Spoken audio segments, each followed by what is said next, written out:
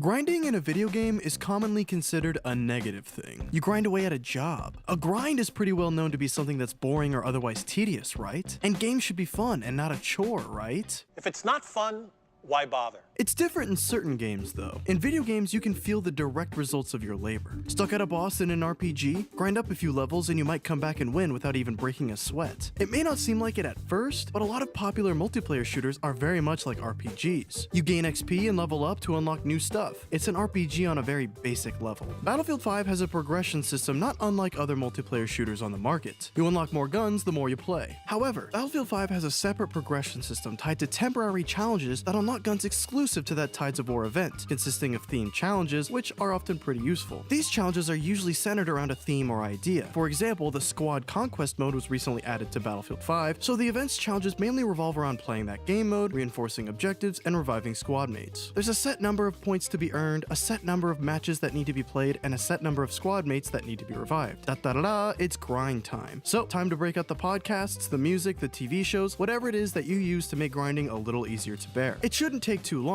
I got the most recent event under wraps in one sitting. However, there is another layer to Battlefield 5's secondary progression system. Each event is part of a chapter, similar to a season, something you might see in a game like Rainbow Six Siege or Overwatch. But instead of being ranked up based on your skill level, you would level up the same way you normally would, but in a separate progression tree that doles out rewards as you continue playing. Exclusive uniforms, weapon skins, dog tags, and even extra challenges that can net you more currency to spend on uniforms and weapon skins. So, even if you don't hit the ground running and unlock the timed content while it's available, you can still purchase these items using the in-game currency you get from playing. It makes it a little more difficult than it would have been if you had participated in the season when it was available though, which will add a little extra grinding into the mix. Though, all things considered, it's hard to look at Battlefield 5 as a grind, even when grind is being used as a positive term. You almost don't even need a podcast or an album to listen to while playing, thanks to Battlefield's always great sound design and thanks to the ever-changing sandbox nature of Battlefield matches. But due to the recently added Squad Conquest mode, not only is it easier to focus on challenges centered around squad mates, it's easier to focus a little less in general because the simplified action tones down the chaos of Battlefield 5's larger scale game modes. It's not as mindless as something like Team Deathmatch, but it isn't as intense as Conquest or Grand Operations. That's what makes it easy to grind on Squad Conquest. It doesn't require the same amount of effort that other game modes require, but it won't bore you to tears if you choose to play it on repeat for a couple of hours. You might not be able to finish the challenges as quickly as you would on a larger game mode, but you will be able to progress at a more consistent and reliable pace. The grind in Battlefield 5 definitely isn't a grind of traditional standards. You could even consider the simple act of playing it as a grind. But the way you approach challenges in Battlefield 5 definitely isn't the way you approach the core gameplay. You're no longer going for the best kill-death ratio or the highest objective score. You're on an individual mission, but that mission still usually tends to have an emphasis on teamwork.